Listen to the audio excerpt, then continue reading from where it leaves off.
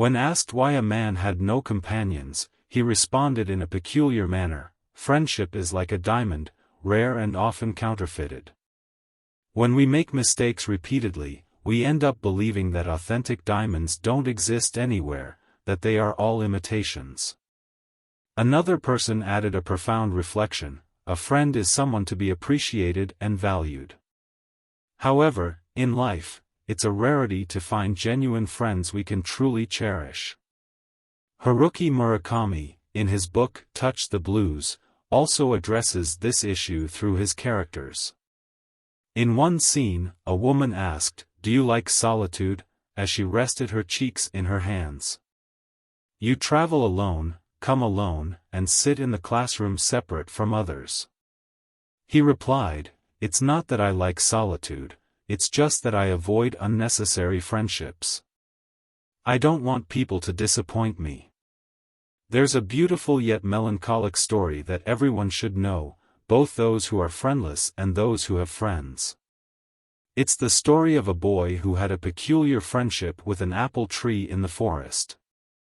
He visited it frequently, swung on its branches, picked its apples, and imagined himself as a true forest king.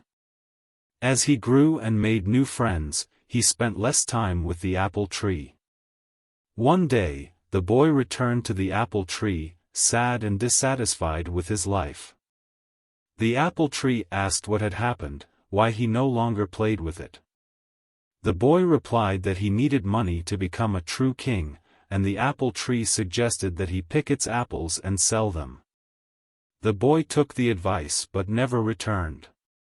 Years passed, and the boy returned to the apple tree, once again seeking help with his life. He wished for a home but had no means to obtain one.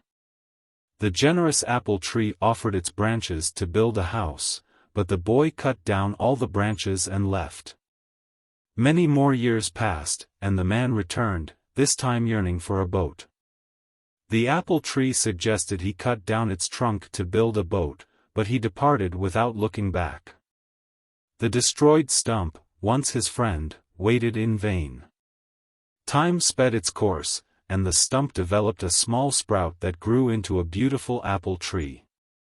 However, when a child moved toward it and said, "Hi, let's be friends," the apple tree rustled all its branches but didn't respond.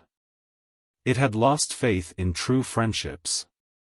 This story illustrates how disappointment can lead someone to lose faith in friendship, but it also suggests that hope and the ability to make new friends can be reborn even after past disappointments. Each of us may have been an apple tree for someone at some point, offering friendship and support. It's essential to remember that skepticism should not deter us from giving honest and selfless friendship a chance. In The Vampire Diaries, Damon Salvatore stated, "The hardest thing is to forget the people who only brought pain and disappointment. However, it's also necessary to forget the friends who sew us safe."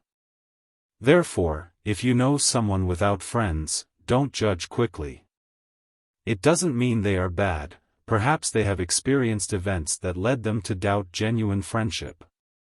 It's sad to be friendless, and there are various reasons why someone might struggle to trust people. However, it's crucial to remember that, like the apple tree in the story, we all have the capacity to regenerate hope and faith in friendships.